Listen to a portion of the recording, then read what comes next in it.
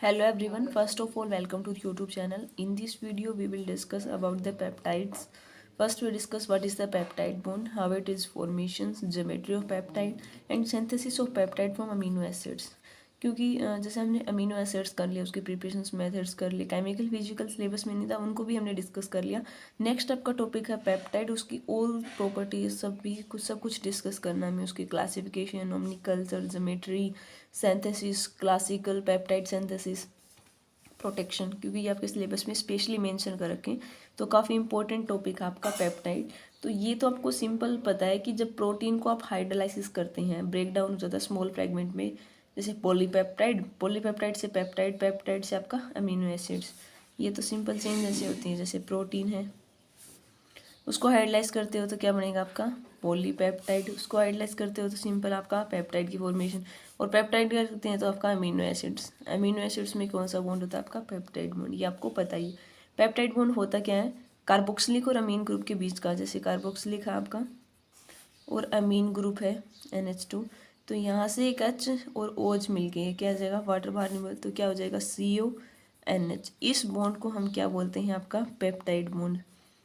इस बॉन्ड को हम बोलते हैं पेप्टाइड बॉन्ड, पेप्टाइड लिंकेज.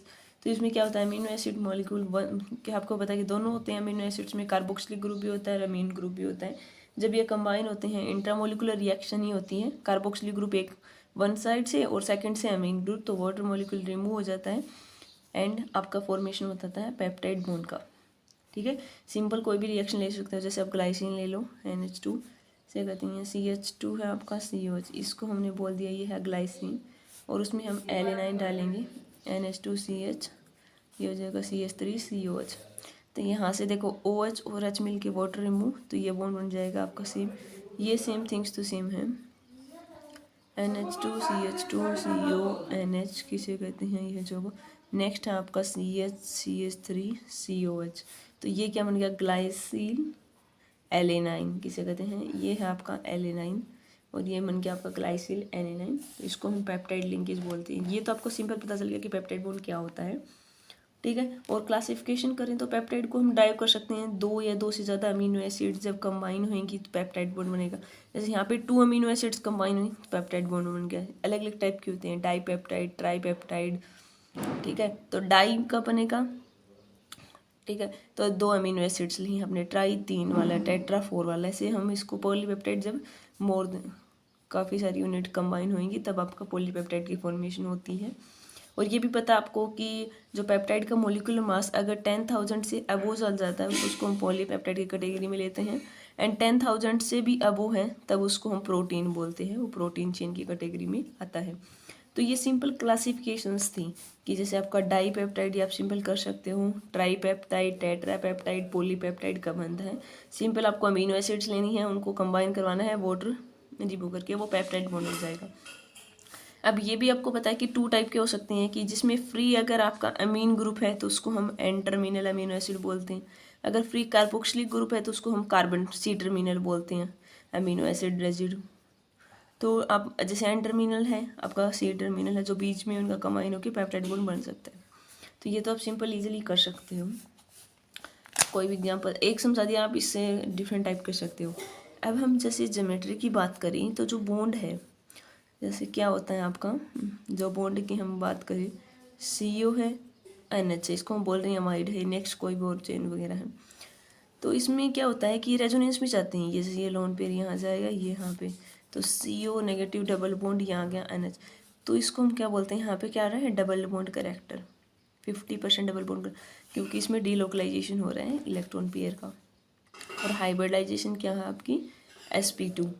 ठीक है, अब इसे ये इंडिकेट कर रहा है कि जो कार्बन और नाइट्रोजन का बॉन्ड है ना, वो जैसे रिंग में जा रहा है तो कंप्लीट तो नहीं है, क्योंकि ये रेजोनेंस करके फिर से उसमें चला जाए सिंगल में, तो आपका 50% इसमें डबल बॉन्ड करेक्टर होता है, ये हम बोल रहे हैं. और इसमें ये देखा गया है कि ट्रांसपोजिशंस भी होते हैं, कि जैसे लुइस पोलिंग था, उसने क्या देखा था कि पेप्टाइड बॉन्ड होता है वो प्लेनर नेचर का होता है आपका, प्लेनर होता है मीन्स sp2 हाइब्रिडाइज. जो 4 एटम हैं आपके पेप्टाइड बॉन्ड के, A1 2 3 4 ऐसे 4, जिसमें आपके 2 अल्फा इस साइड से देखोगे आप, जैसे यहाँ पे नेक्स्ट CONH कर लिया हमने, तो यहाँ नेक्स्ट कार्बन लगा हुआ है, क्योंकि अमीनो एसिड में कार्बन चेन तो है ही इस साइड में, तो 2 अल्फा कार्बन एटम लिंक होते हैं, सेम प्लेन में होते हैं, वो हाइड्रोजन जैसे NH का प्लेन है वहीं सेम इसका प्लेन है। और जो CO है, इन ये दोनों आपस में क्या होते हैं, ट्रांस होते हैं। तो कार्बन नाइट्रोजन बॉन्ड डिस्टेंस जो देखी गई है, कार्बन नाइट्रोजन बॉन्ड डिस्टेंस वो मिली है आपकी 132 पिकोमीटर, 132 पिकोमीटर मिली हमें। जैसे ये आपके पेप्टाइड सिंथेसिस हम करेंगे तो फर्स्ट वन हमने देख लिया कि इसमें है आपका double bond character and carbon nitrogen bond distance आपकी 132 पिकोमीटर, ठीक है, और प्लेनर है। तो ये कुछ 3 to 4 इम्पोर्टेंट प्रॉपर्टीज़ हैं जिनको हमें डिस्कस करना है। ये कर लिया हमने पेप्टाइड बॉन्ड सिंथेसिस। ये सिंपल आपका बॉन्ड हो गया CO और NH का, और हमने इसमें बता दिया कि आपका प्लेनर है एंड डबल बॉन्ड करेक्टर है इसका 50%, क्योंकि ये लोन पेयर आपके रिंग में डिक्रिप्ट है, यहाँ पे डबल बॉन्ड आ रहे हैं, यहाँ पे सिंगल है, तो कंप्लीट टाइम के लिए नहीं रहा बट हाफ है, तो इसलिए हम इसको बोलते हैं 50% डबल बॉन्ड करेक्टर है इसमें।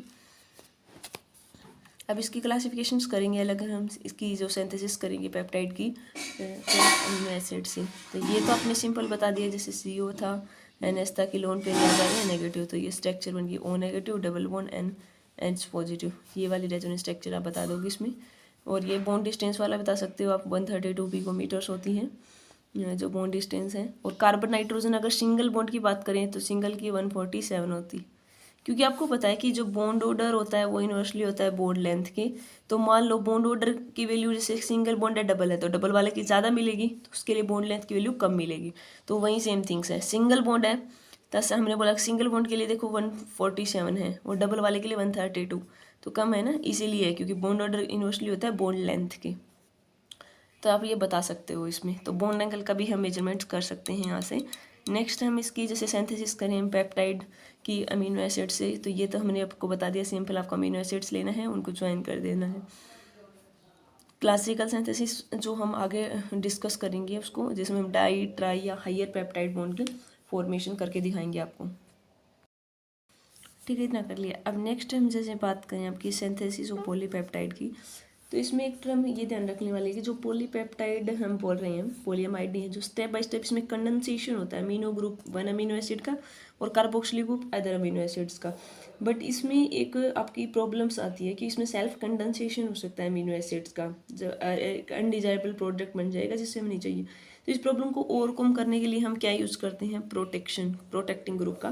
मीन्स हम प्रोटेक्शन कर लेंगे अमीनो ग्रुप का। प्रोटेक्टिंग ग्रुप क्या होते हैं, मान लो किसी कोई भी उसमें 2 टाइप फंक्शनल ग्रुप प्रेजेंट है, एक ज़्यादा रिएक्टिव एक लेस रिएक्टिव है।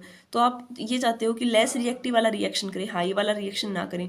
तो आपको पता है कि हाई वाला ज़्यादा रिएक्शंस करेगा, तो इस हाई रिएक्टिव फंक्शनल ग्रुप को हम क्या कर देंगे, प्रोटेक्ट कर लेंगे, रिएक्शन करवा देंगे इसकी, फिर प्रोटेक्ट लास्ट में हम इसका फिर से डी प्रोटेक्शन कर देंगे, तो अनटच रह जाएगा आपका। तो प्रोटेक्शन इसीलिए करते हैं कि मोसेलेक्टिविटी के प्रॉब्लम को ओवरकम करने के लिए। तो इनमें हम जब सिंथेसिस करते हैं पॉलीपेप्टाइड की, तो यही प्रॉब्लम आती है कि 2 फंक्शनल ग्रुप, एक NH2 भी है, COH भी है, दोनों फंक्शनल ग्रुप है, तो हमें अमीनो ग्रुप का प्रोटेक्शन कर देंगे, इसे जो भी रिएक्शन करनी है लास्ट में इसका फिर से डी प्रोटेक्शन कर देंगे। तो 1 वे तो ये हो सकता है। दूसरा वे ये है कि हम प्रोटेक्ट कर लें अमीनो ग्रुप 1 अमीनो एसिड्स का और कार्बोक्सिलिक ग्रुप दूसरे में, और दोनों को कंडेंस कर दें, डिहाइड्रेटिंग एजेंट H2 रिमूव होकर और पेप्टाइड बॉन्ड की फॉर्मेशन हो जाएगी।